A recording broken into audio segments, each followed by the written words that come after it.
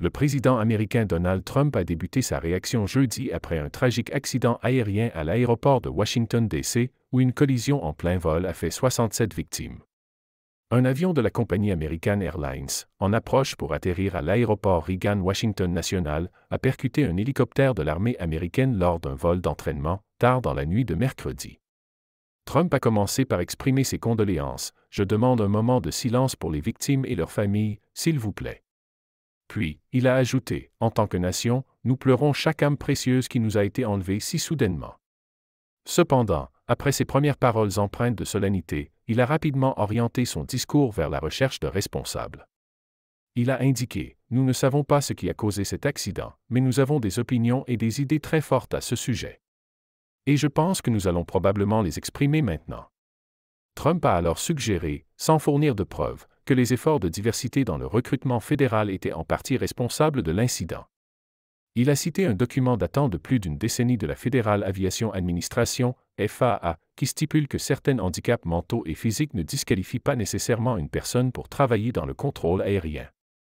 Il a évoqué des handicaps tels que la perte de vision ou d'extrémité, la paralysie partielle, l'épilepsie, etc. Trump n'a cependant pas apporté de preuves pour étayer ses affirmations, mais il a insinué que les initiatives de diversité de la FAA pourraient avoir compromis ses capacités opérationnelles. Cette initiative fait partie du plan de recrutement diversité et inclusion de la FAA, qui dit que la diversité est essentielle pour assurer la sécurité et l'efficacité du transport. Je ne pense pas que ce soit le cas.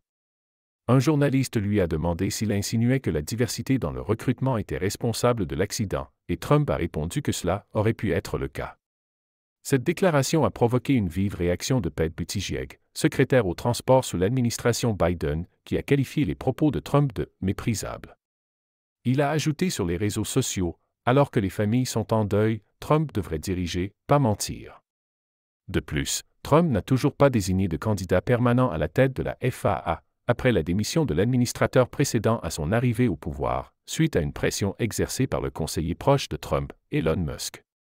Cependant, après cet accident, Trump a annoncé la nomination de Chris Rocheleau, un vétéran de l'US Air Force ayant plus de 20 ans d'expérience à la FAA, en tant que responsable par intérim.